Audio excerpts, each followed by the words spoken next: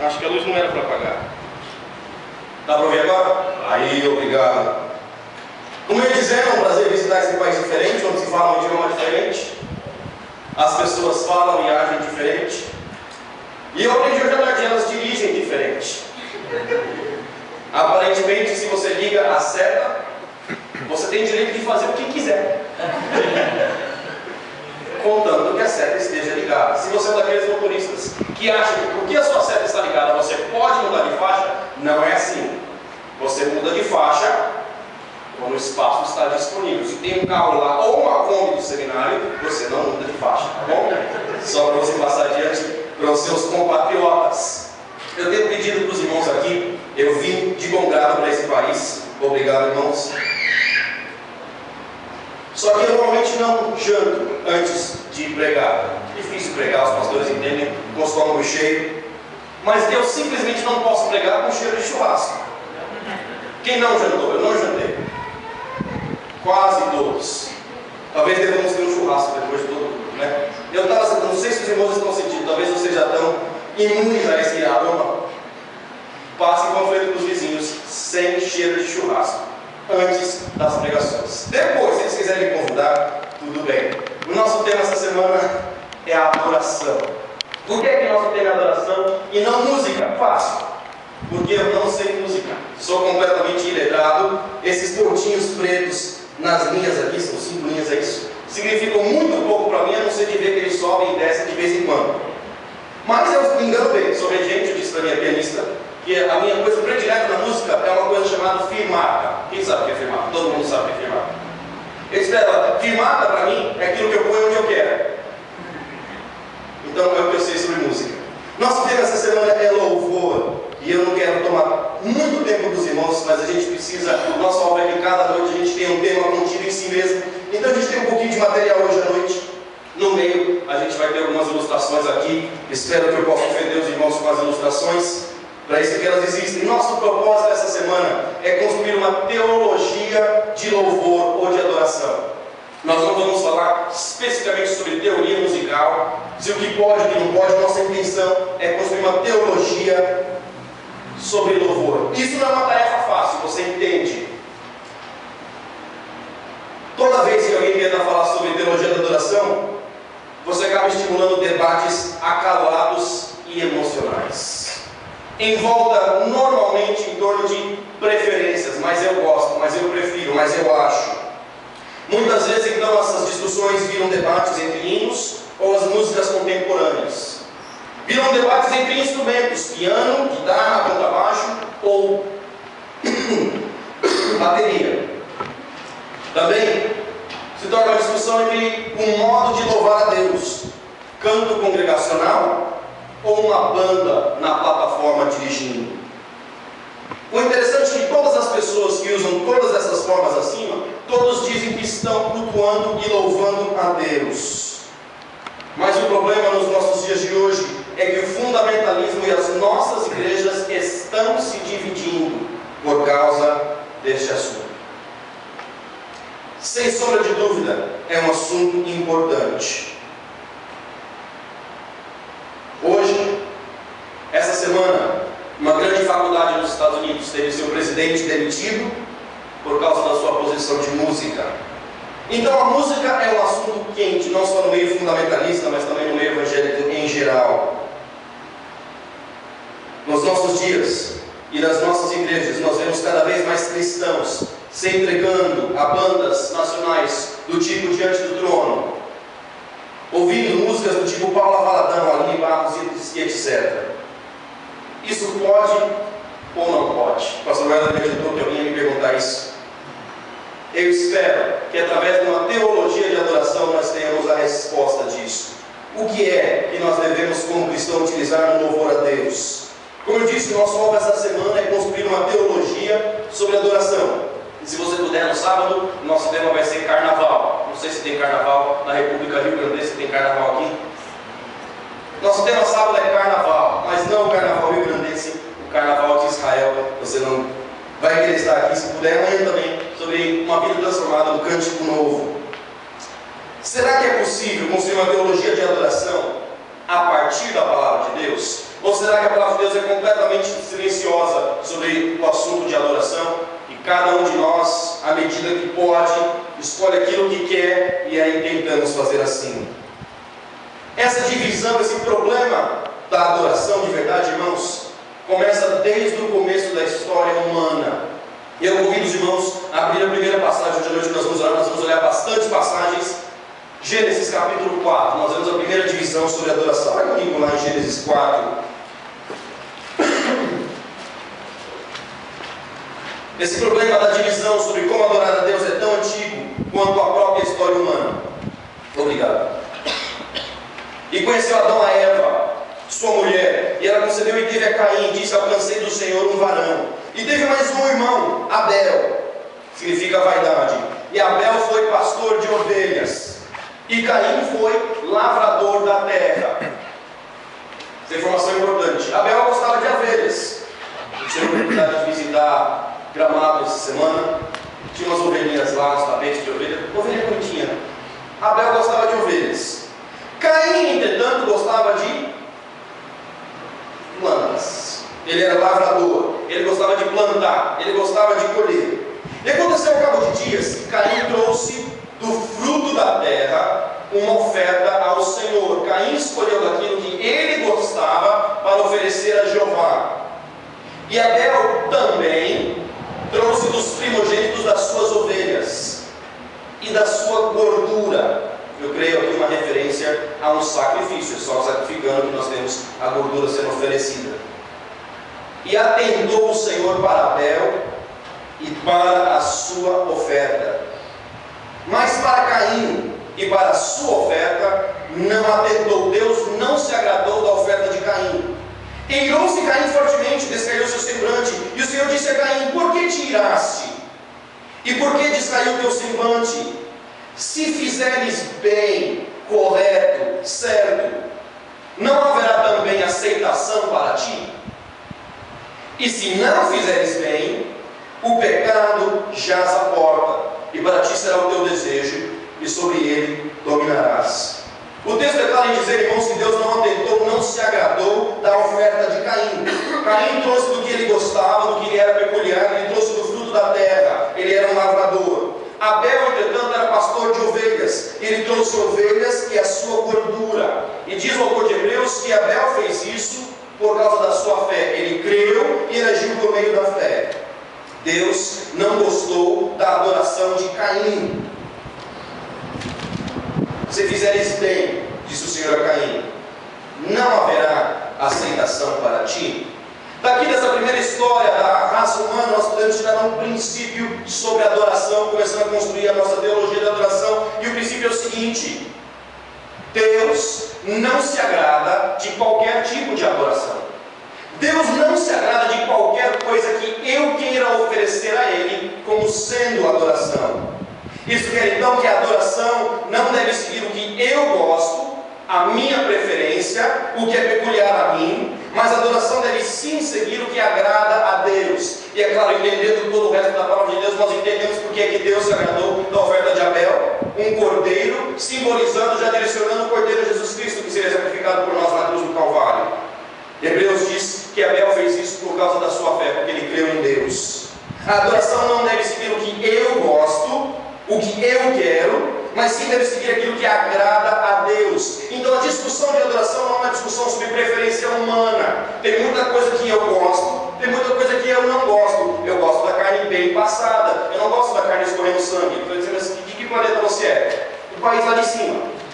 Eu vou dizer que eu gosto de picanha. Você vai dizer, mas que picanha ruim? Eu gosto de costela. Eu vi na lista do churrasqueiro, tem uns 4 tipos de costela, é isso? Se alguém quiser me levar e apresentar, eu vou, tá bom? Até experimento sobre costela, mas eu gosto de picanha. Mas no assunto de adoração, não é o que eu gosto que apresento para Deus. E infelizmente nos nossos dias, muito da discussão é esta: ah, você gosta dessa música? Eu gosto desse outro tipo. Não, Caim gostava do fruto da terra e ele ofereceu isso ao Senhor, e Deus não aceitou o que Caim ofereceu. Então a discussão sobre a adoração a Deus não é uma discussão de preferência pessoal, mas é sim uma discussão sobre a preferência divina. Então eu não ofereço a Deus aquilo que eu gosto, eu ofereço a Deus aquilo que Ele gosta, aquilo que Ele se agrada. Não é qualquer coisa que eu digo isso é para Deus que Deus então se alegra. Note que Caim ficou irado com o Senhor, porque muito provavelmente ele ofereceu o fruto do Senhor com toda a sinceridade. Ele estava querendo adorar a Jeová, mas Jeová não aceita ser adorado da maneira como eu quero adorá-lo. Jeová só aceita ser adorado da maneira como Ele quer ser adorado. Eu paro. Alguma pergunta com a discussão até aqui? Alguma dúvida? Não entendi. Diga. Eles teriam tido algum tipo de orientação antes desse sacrifício, provavelmente? Eu vou supor que sim, a palavra de Deus não diz. Mas como Deus diz que Abel fez isso pela fé, então eu vou supor pela lógica que ele tinha tido revelação da parte de Deus. Provavelmente pelo fato de que Deus havia sacrificado um animal para cobrir o pecado de Adão e Eva. Então já havia sido feito um sacrifício. Também a mensagem do proto-evangelho, então talvez Abel já tivesse tido essa informação. Excelente pergunta. Mais alguma pergunta rapidamente? Então, o nosso primeiro argumento é que nós precisamos adorar a Deus não da maneira como eu gosto de adorar a Deus, mas pela maneira como Deus gosta de ser adorado. Então, hoje à noite nós temos 3 pontos. Se a adoração deve ser da maneira como Deus quer ser adorado, 3 pontos então sobre a adoração, construindo nossa adoração bíblica. A adoração deve, em primeiro lugar, se você quiser anote, glorificar a Deus. A adoração deve glorificar a Deus. O que eu quero dizer com isso? Se ela vai glorificar a Deus, ela não pode glorificar ao homem. Em segundo lugar, biblicamente nós vemos que a adoração cristã deve exaltar a Cristo. Não só glorificar a Deus, mas exaltar a Cristo. E em terceiro lugar, nós vamos ver hoje à noite, se der tempo mais rapidamente, que a adoração cristã também deve ser produzida pelo Espírito Santo. Então o nosso foco hoje à noite é isso. A adoração cristã deve glorificar a Deus, deve exaltar a Cristo e deve ser produzida pelo Espírito Santo. Isso quer dizer então que é possível que haja uma adoração que não agrade a Deus. É possível que haja uma adoração que não exalte a Cristo. E é possível que haja uma adoração que não seja produzida pelo Espírito Santo, mas sim produzida pela carnalidade ou pela pecaminosidade dos homens. Vejamos juntos o primeiro ponto. A adoração cristã deve glorificar a Deus. Acho que é claro em toda a Escritura que o propósito de toda a criação é a glorificar a Deus, é a glória de Deus.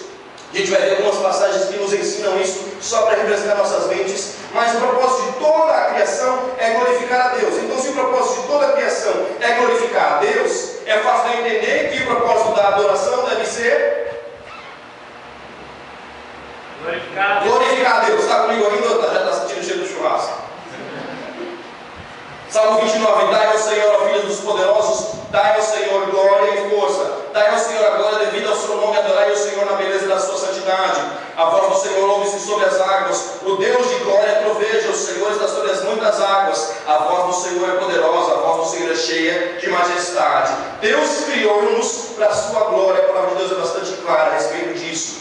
Olha comigo algumas passagens que nos ensinam que as nossas vidas devem glorificar a Deus. Tudo que nós fazemos deve ser para a glória de Deus. Começando em Romanos 11 e 33. E muito provavelmente, se você abre sua Bíblia comigo, Romanos 11 e 33 é um hino da igreja primitiva. Então a gente pode ver esses exemplos dos hinos bíblicos para ter uma ideia de como é que nossos hinos, nossa adoração deve ser. Romanos 11 e 33. Se você já abriu lá, diga amém. Amém. Se você ainda está procurando, diga espera. Romanos 11 e 33.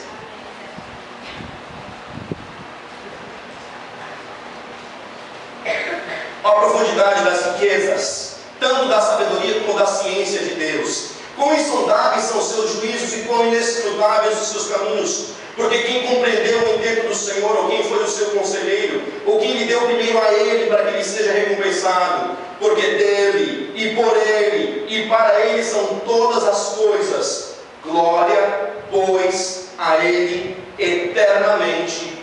Amém. Amém. Tudo é por Ele, para Ele e dele. Tudo que nós fazemos, incluindo a nossa adoração, deve ser com a glória de Deus. Algumas páginas na frente, Romanos 16 e 27. Romanos 16 e 27.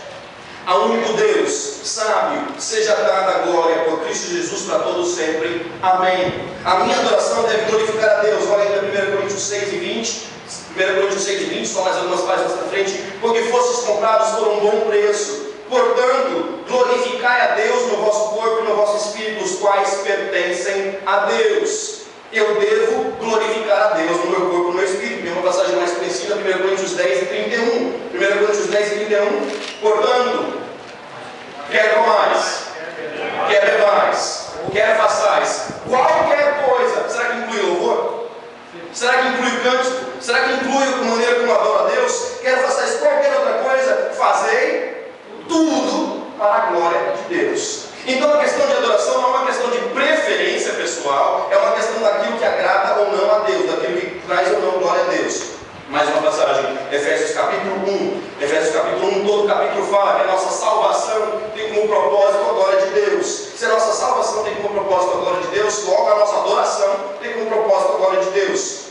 Efésios 1, 3, bendito Deus e Pai de nosso Senhor Jesus Cristo, o qual nos abençoou com todas as bênçãos espirituais nos lugares celestiais em Cristo, como também nos elegeu nele antes da fundação do mundo, para que fôssemos santos e irrepreensíveis diante dele em amor, e nos predestinou para filhos de adoção por Jesus Cristo para si mesmo, segundo o beneplácito da sua vontade. Para quê? Para que foi o propósito da nossa salvação? Verso 6. Para louvor e glória da sua graça, pelo qual nos fez agradáveis assim no amado, em quem temos a redenção pelo seu sangue, a remissão das ofensas, segundo as riquezas da sua graça, que ele tornou abundantemente para conosco em toda sabedoria e prudência, descobrindo-nos o mistério da sua vontade, segundo o seu beneplácito que pusera em si mesmo, de tornar a congregar em Cristo todas as coisas, na dispensação da plenitude dos tempos, tanto as que estão nos céus como as que estão na terra, nele de quem também fomos feitos herança, havendo sido predestinados conforme o propósito daquele que fez todas as coisas segundo o conselho da sua vontade, com o fim de sermos, para quê? Para louvor da sua glória, verso 12. Nós, o que primeiro esperamos em Cristo, em quem também vós estáis, depois que ouvistes a palavra da verdade, o evangelho da vossa salvação, e tendo nele também crido, fostes selados com o Espírito Santo da promessa, o qual é o penhor da nossa herança, para a redenção da possessão de Deus, para louvor da sua glória. Nós somos salvos para glorificar a Deus. Então o nosso louvor, a nossa adoração deve, acima de tudo, glorificar a Deus. Não deve agradar a mim, não deve agradar os meus amigos, não deve agradar ao meu pastor, não deve agradar a minha esposa. A nossa adoração deve ser para louvor e glória de Deus. Então a pergunta que se segue é: o que significa dar glória? O que significa dar glória? Será que nós podemos dar ou aumentar a glória que Deus tem? Será que alguma ação minha aumenta ou acrescenta a glória de Deus? Deus é glorioso ao máximo. Deus não tem como ser mais glorioso do que Ele é. Então o que significa dar glória a Deus? Nós temos que entender que a expressão a glória de Deus é a manifestação da sua presença. Lá em Êxodo 33, Moisés diz: mostra-me a tua face. E Deus mostrou para ele, quem lembra? A sua glória, a sua glória. A glória de Deus passou por Moisés. A glória é a manifestação da presença de Deus, é a majestade de sua santa e gloriosa pessoa. Como sinônimos nós temos as palavras glória, brilho, magnitude, grandiosidade, valor, importância. Deixa eu ler Apocalipse 21 e 23, uma passagem que nos ajuda a entendermos a glória de Deus. Apocalipse 21 e 23, e a cidade não necessita de sol, nem de lua, para que nela resplandeça, porque a glória de Deus a tem alunhado, e o cordeiro é a sua lâmpada. A glória de Deus, então, é a manifestação da sua pessoa, da sua majestade, da sua santidade. A palavra no Velho Testamento que é usada para falar de glória é a palavra kavod, que literalmente significa peso. Então, se você fosse descrever o pastor Roberto, para não falar de nenhum outro pastor, sobre a sua pessoa, você diria que o pastor Roberto é uma pessoa de muita glória, de muito peso. Kavod significa peso, importância e também valor.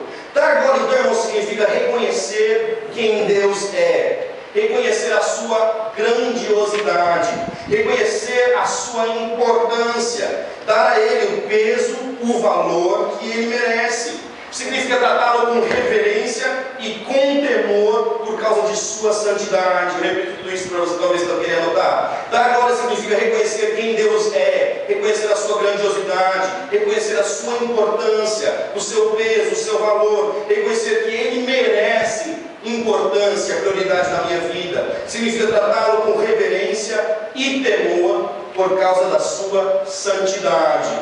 Então, se a minha adoração deve glorificar a Deus, então a minha adoração deve dar a Deus o espaço, o valor, o peso que Deus merece.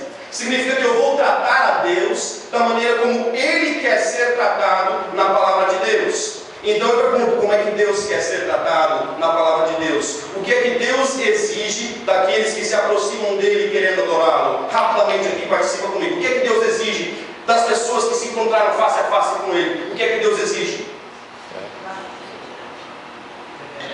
Reverência, santidade, fé. Sem fé é impossível agradar a Deus. Amor. Está faltando o principal ainda. Temor, mas o principal está faltando. Não, a principal coisa que nós precisamos para quando chegamos diante de Deus para adorá-lo. Humildade. É verdade, mas não é a principal coisa que precisamos ainda.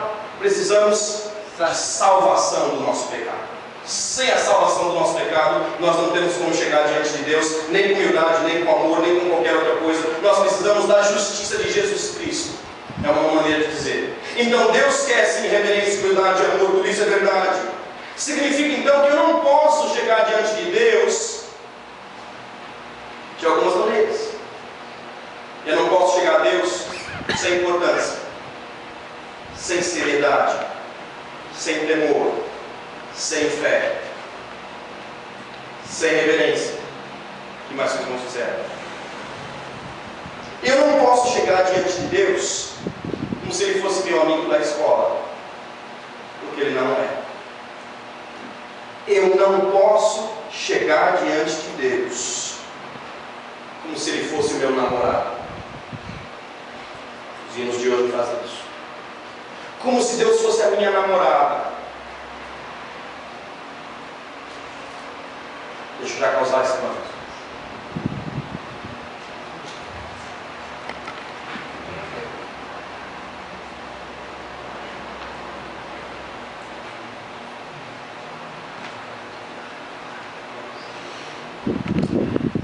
Uma paixão por ti, quero sempre fazer o teu querer com fervor. Só para o Senhor eu quero viver, não só para servir, mas para amar-te com todo o meu ser. Deixa eu adiantar para os irmãos, eu não creio que eu descreva o meu relacionamento com Deus como sendo um relacionamento de paixão.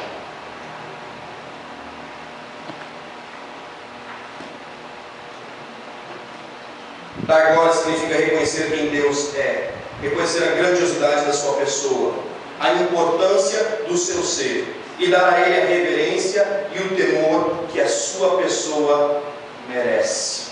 Eu acho que ele não entendeu quem é o Deus que nós servimos e de que maneira nosso Deus quer ser tratado por nós.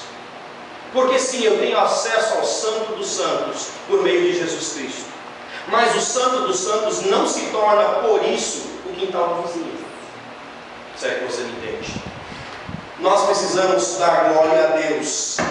Problema: o homem pecou e por causa disso não glorifica a Deus. O versículo que nós todos conhecemos: porque todos pecaram e destituídos estão da glória de Deus. O nosso pecado faz com que nós, em vez de glorificarmos o Deus que merece ser glorificado, nós glorifiquemos outras coisas que não merecem ser glorificadas. Veja comigo em Romanos capítulo 1, como Paulo fala exatamente sobre isso. Como um homem sem Deus não glorifica a Deus, não dá a Deus a glória que ele merece. Romanos capítulo 1. Começando no verso 18, porque do céu se manifesta a ira de Deus sobre toda a impiedade e injustiça dos homens. Impiedade e injustiça. Note daqui para frente ele vai dizer no que consiste a impiedade e injustiça. Os homens que detêm a verdade e a injustiça. Portanto, o que de Deus se pode conhecer, nele se manifesta, porque Deus lhe manifestou. Deus deixou bem claro, Paulo diz, o que Deus quer que nós saibamos a respeito da sua pessoa. Ele começa dizendo que as suas coisas invisíveis, desde a criação do mundo, tanto o seu eterno poder, quanto a sua divindade, se entendem e claramente se veem pelas coisas que estão criadas, para que eles fiquem inexcusáveis. Paulo diz: todo mundo pode ver na criação a grandiosidade da mão de Deus como Criador. É por isso que ninguém tem desculpa de dizer: eu não servi a Deus porque eu não conheço a Deus. Porque Paulo diz: a criação de Deus revela para todo mundo que existe um Deus grandioso, e esse Deus exige e merece ser glorificado. Porquanto ele diz, verso 21, tendo conhecido a Deus, o problema deles, não o glorificaram como Deus, não deram a Ele a glória que Ele merece por ser Deus, nem lhe deram graça. Antes, em seu discurso se desvaneceram, e o seu coração insensato se obscureceu, se entenebreceu, dizendo-se sábios e entendidos, tornaram-se loucos, e mudaram a glória do Deus incorruptível em semelhança do quê?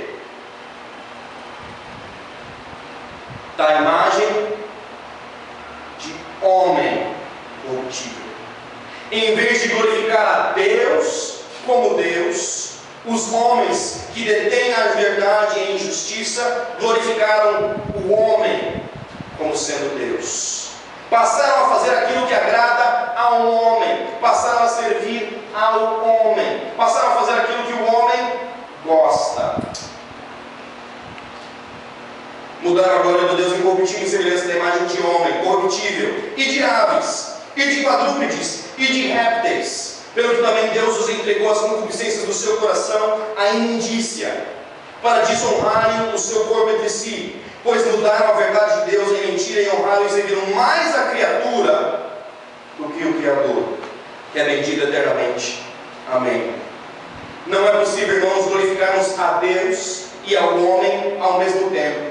Quando o foco do meu louvor está em agradar a mim mesmo, quando eu quero fazer aquilo que eu gosto de oferecer para Deus, eu não posso estar agradando a Deus. Ou Deus é o foco do meu louvor, ou o homem é o foco do meu louvor. Deus deve ser o foco do meu louvor. E o problema dos homens sem Deus é que eles, em vez de glorificar a Deus, eles glorificam a si mesmo. Em vez de colocar Deus no trono, eles colocam os seus desejos, as suas vontades no trono. É a deificação do homem. O homem glorifica a si mesmo. É uma ilustração. Talvez você não concorde. Mas já se pensou por que nas nossas igrejas nós não batemos palmas depois dos hinos? E por que no mundo, depois que uma pessoa canta, todo mundo bate palma? E a pessoa que acabou de fazer a performance aceita o louvor? Não é possível louvar a Deus e ao homem. João Batista disse: é importante que ele cresça e eu diminuo. Não querendo ser controverso, mas já sendo, eu acho que isso nos faz até mesmo repensar os solos especiais. Só isso que eu vou dizer aqui. Se tiver mais dúvidas, você fala comigo depois. O problema do homem sem Deus, destituído da glória de Deus, é que em vez de glorificar a Deus, o homem glorifica a si mesmo. Esse é o problema número 1. Isso quer dizer para a nossa adoração que se nós adorarmos a Deus, precisamos glorificar a Deus, e o homem sem Deus tende a glorificar a si mesmo, que o grande pecado da nossa adoração é quando nós colocamos o foco no homem e não o foco em Deus. E infelizmente, muito dos hinos que nós usamos também colocam o foco no homem.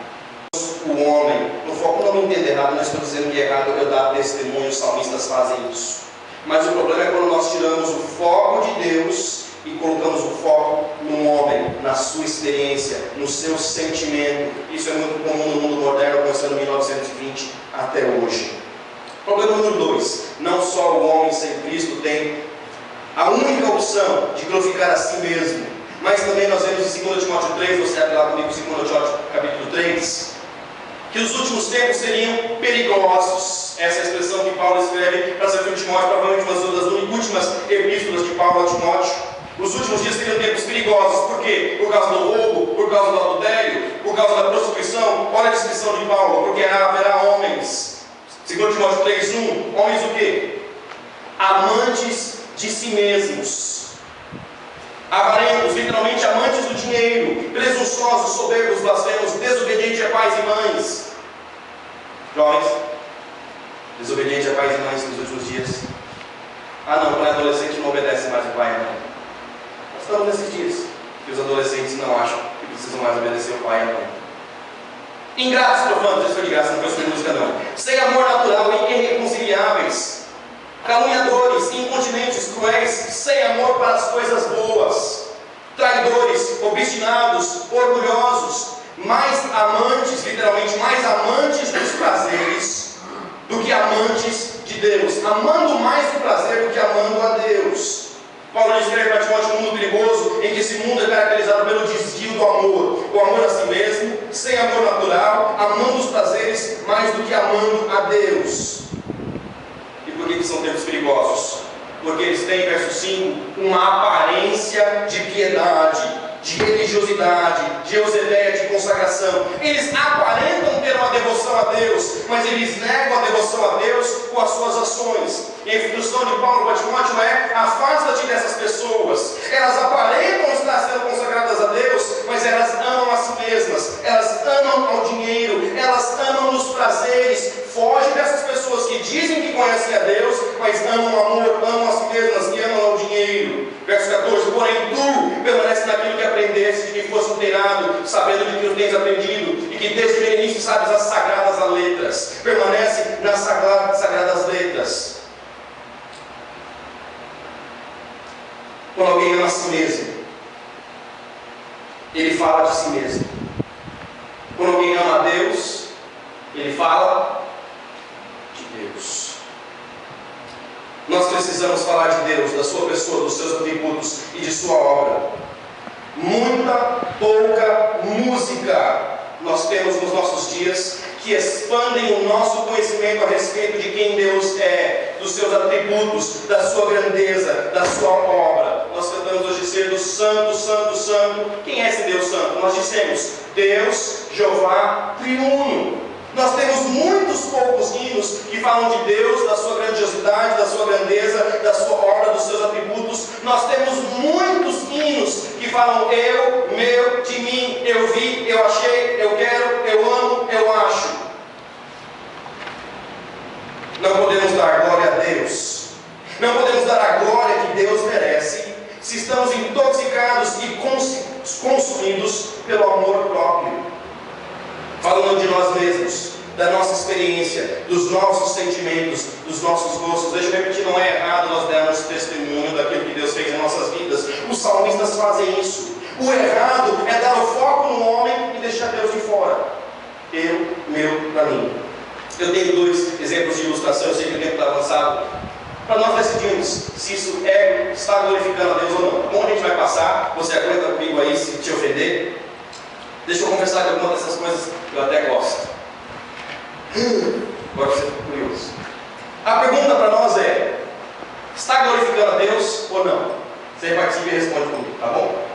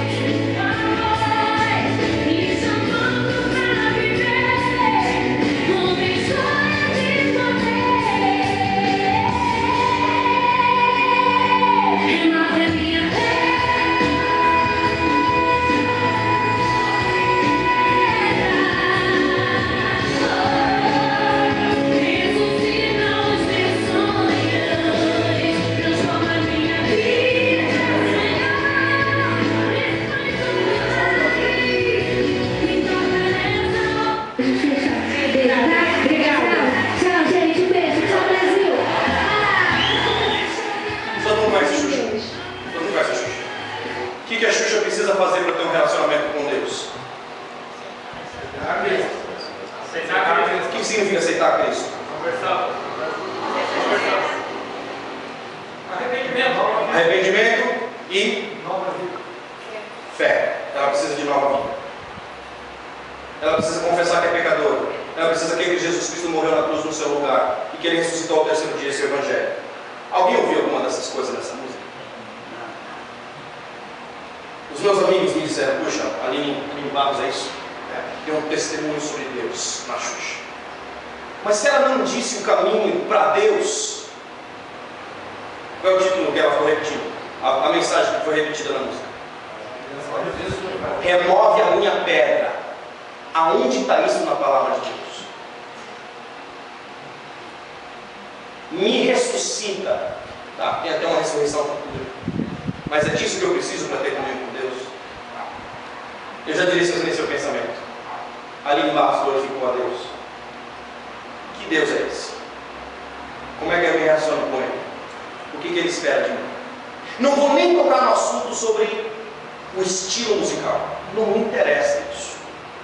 A pergunta simples é essa: Deus foi glorificado? A Xuxa sabe hoje como ter um relacionamento com Deus?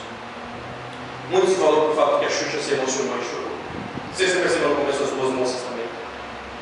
Fazer você chorar é a coisa mais fácil. O Corinthians perdeu um.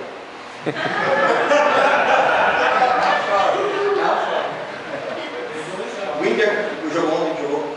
Pois não. Empatou. Empatou com o timaço, como é um time. Nem sei. Eu estou brincando, mas fazer alguém chorar é a coisa mais fácil. Vamos voltar. Não vamos voltar. Você realmente acha que Deus foi glorificado? Não. Obrigado, irmão, pela sinceridade. Não basta eu dizer que estou falando de Deus. Não é nos meus termos que Deus é glorificado. Sim, foi uma, aspas, evangélica. Na Xuxa. É lá, no palco. Tá bom, ela podia ter ido. Não sei se você viu. Não estava aqui no sermão, mas é isso. Colocaram o relógio aqui, ó. Está me incomodando, mas tudo bem, deixa ele. Ó. Se você está com pressa, você pode sair, tá bom? Vocês ficaram sabendo que a Margaret Thatcher morreu? Fiquei sabendo que a Margaret Thatcher morreu. Todo mundo viu isso? Você ouviu comentários sobre o funeral da Margaret Thatcher? A neta da Margaret Thatcher é uma cristã. Ela foi ao funeral da sua avó, todas as celebridades do mundo ali presentes. E sabe o que a neta da Margaret Thatcher fez? Leu a palavra de Deus. Na frente de todo mundo. Por que ela não falou sobre Cristo? Sobre a cruz? Sobre o pecado? Xuxa é uma mulher infeliz, miserável, promíscua, precisa de Cristo.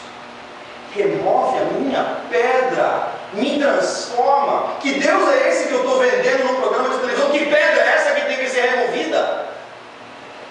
Mas eu sei, para a gente decidir se Deus está sendo adorado ou não. Só uma caixa.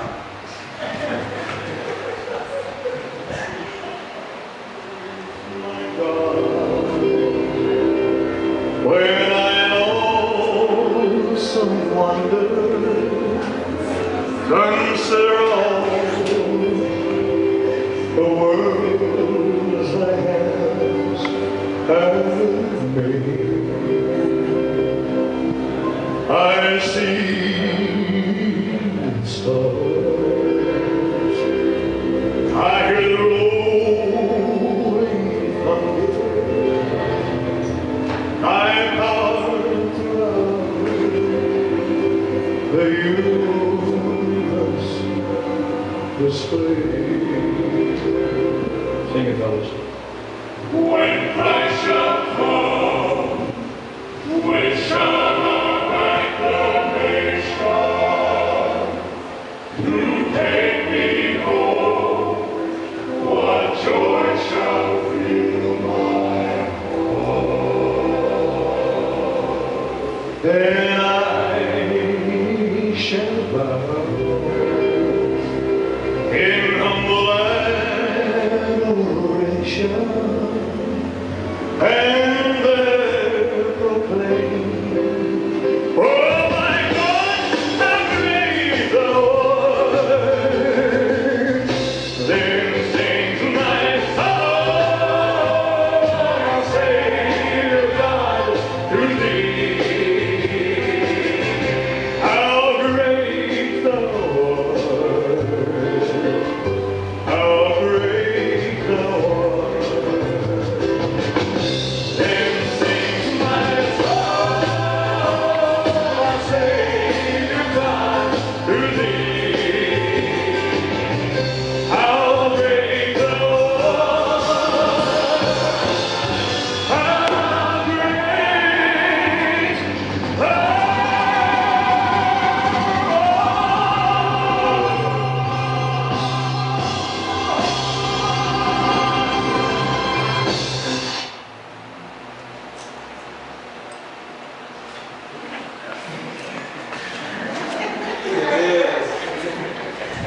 Posso confessar?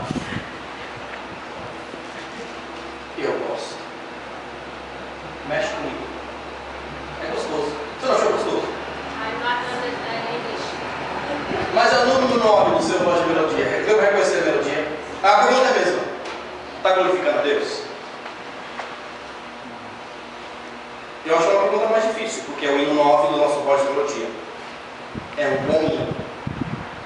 Elvis Presley nasceu na Igreja Batista, cresceu na Igreja Batista. A letra é boa. Aquela parte do quarteto, aquele quarteto, você viu que é finadinho aquele quarteto? Lindo quarteto. Se eu te não viesse na minha igreja um quarteto desse. Você percebeu que Elvis estava sendo filmado do peito para cima? Na década de 50 e 60, eles não podiam filmar o Elvis da cintura para baixo. Porque a marca característica do Elvis era requebrar a cintura durante as suas performances. E ele fez isso. Com um grande gesto, ele fazia o movimento da pelvis. E na década de 50 e 60 isso estava censurado. Na década de 70 os Estados Unidos já viram bagunça geral e aí eu podia mostrar tudo. Será que eu glorifico a Deus requebrando a minha pelvis? Ou é o meu pelvis? O pelvis, né? Masculino. Com roupas espalhafatosas. Elvis Presley se tornou o cantor de rock mais conhecido deste mundo. E o Deus do qual ele supostamente está cantando?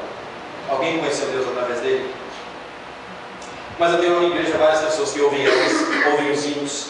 Eu tenho um irmão meu que eu gosto de Elvis e de hinos.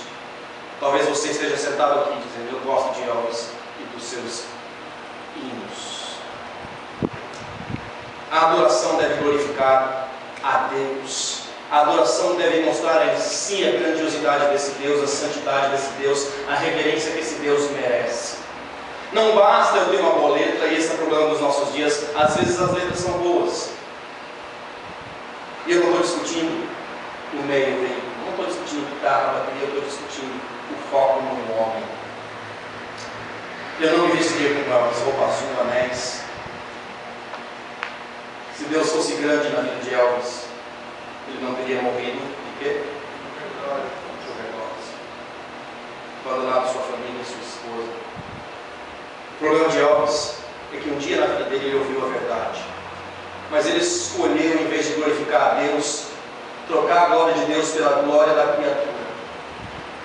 Um homem riquíssimo, mas miseravelmente infeliz.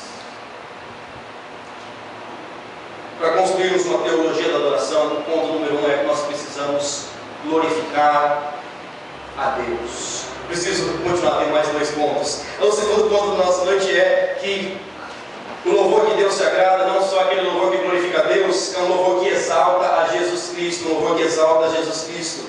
O louvor cristão glorifica a Deus, mas também exalta a Jesus Cristo, o Filho de Deus, porque é a obra do Pai exaltar a Jesus Cristo, o seu Filho. Pega a sua Bíblia aí, vamos ver várias passagens rapidamente. João capítulo 5, verso 22, João 5, 22, rapidamente para a gente não gastar mais muito tempo. João 5, 22, e também o Pai ninguém julga, mas deu ao Filho todo juízo, para que a todos honrem o Filho, como honram o Pai. Quem não honra o enviou. Está bem fácil de entender. Se eu vou glorificar a Deus, eu vou honrar e vou exaltar a Jesus Cristo. A verdadeira adoração de que Deus se agrada é a adoração que exalta, eleva a Jesus Cristo. Isso quer dizer que o homem não pode ser elevado, exaltado. Isso também quer dizer, irmãos, que o Espírito Santo não pode ser elevado e exaltado, como tem muita coisa do pentecostalismo nos nossos dias. Mas uma passagem dizendo que Deus exalta Jesus Cristo, Filipenses 2, também um hino da igreja primitiva, Filipenses 2, provavelmente um hino completo. Filipenses 2, nós conhecemos a passagem. Filipenses 2. 5, de sorte que haja em vós o mesmo sentimento que houve também em Cristo Jesus, que sendo em forma de Deus, não teve por usurpação ser igual a Deus, mas esvaziou-se a si mesmo, tomando a forma de servo, fazendo semelhante aos homens, e achado na forma de homem, humilhou-se a si mesmo, sendo obediente até a morte de cruz, pelo que também Deus o exaltou soberanamente, lhe deu um nome que é sobre todo o nome, e para que ao nome de Jesus se dobre todo o joelho dos que estão nos céus e na terra e debaixo da terra, e toda língua confesse que Jesus Cristo é o Senhor, para a glória de Deus. Rapidamente aqui, isso aqui é de graça. Quando Jesus Cristo é exaltado, diz o texto, qual é a resposta física? Presta atenção. Para que todo joelho se dobre. Sabe como é que os jovens hoje em dia adoram a Deus? Por que os joelhos não se dobram mais? Quando Cristo é exaltado, diz Paulo, os joelhos se dobram, e um dia todo joelho se dobrará ao nome de Jesus Cristo, porque Deus o Pai decidiu exaltá-lo soberanamente acima de todo nome. Efésios 3, 20 e 21. Mais uma passagem, Efésios 3, 20 e 21.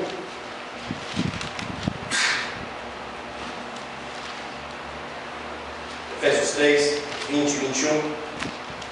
Ora, aquele é poderoso para fazer tudo muito mais abundantemente além daquilo que pedimos ou pensamos, segundo o poder que em nós opera. A esse esteja agora na igreja, por Jesus Cristo, em todas as gerações, para todos sempre. Amém. Jesus Cristo deve ser exaltado nas nossas igrejas. Então Jesus Cristo deve ser exaltado no nosso louvor. O meu louvor deve glorificar a Deus, exaltando a Jesus Cristo, a sua obra redentora na cruz, a sua morte remidora e também a sua ressurreição vitoriosa.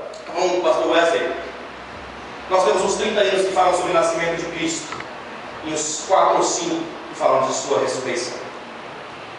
A ressurreição de Cristo é secundária no cristianismo ou é essencial? Essencial.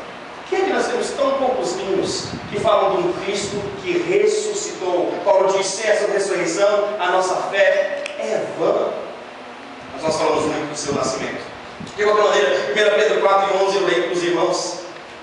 Se alguém falar, fale segundo as palavras de Deus. Se alguém administrar, administre segundo o poder que Deus dá, para que em tudo Deus seja glorificado por Jesus Cristo, a quem pertence a glória e o poder para todos sempre. Amém. Jesus Cristo precisa ser exaltado no meu louvor. O nome de Jesus Cristo precisa ser elevado. A obra de Jesus Cristo, aquilo que Ele fez na cruz, a maneira como Ele conquistou a vitória pelo meu pecado. Nós vemos isso em 1 Apocalipse capítulo 5. Eu leio rapidamente Apocalipse 5. E vi na destra que estava sentado sobre o trono livre escrito, por dentro e por fora selado com 7 selos, e um anjo forte bradado com grande voz: quem é digno de abrir o livro e desatar os seus selos? E ninguém no céu, nem na terra, nem embaixo da terra podia abrir o livro, nem olhar para ele. E eu chorava muito, porque ninguém foi achado digno de abrir o livro, nem de ler, nem de olhar para ele. E disse um dos anciãos: não chores, eis aqui o leão da tribo de Judá, raiz de Davi, que venceu para abrir o livro, desatar os 7 selos.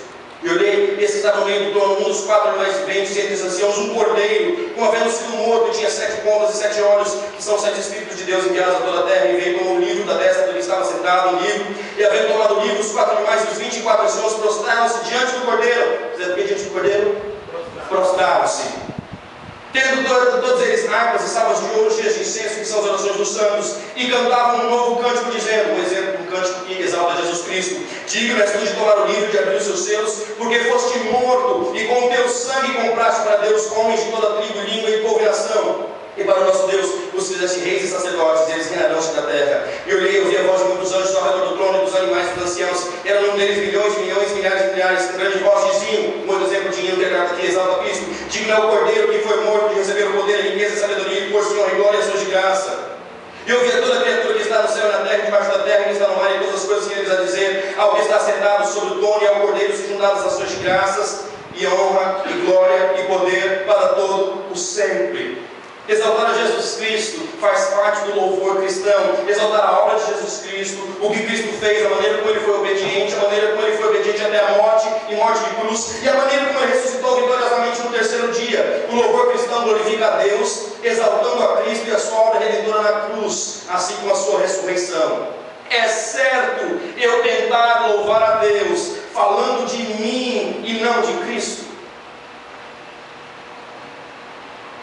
Um exemplo: abre meus olhos, eu quero ver Cristo, andar mais perto, podendo tocá-lo, faz-me ouvir, Senhor, sentir teu chamado, abre meus olhos, eu quero ver Cristo. Já cantou isso? Já cantei. Depois do salvo. Que são salvos e cantores? Se perdemos, não cantamos. Como é que o salvo pode ter seus olhos abertos? Isso não tinha acontecido quando já tinha Cristo em Jesus Cristo? O que significa tocar a Jesus Cristo? Ah, talvez o que Tomé fez. Mas o que Tomé fez foi certo? Eu quero tocar Jesus Cristo?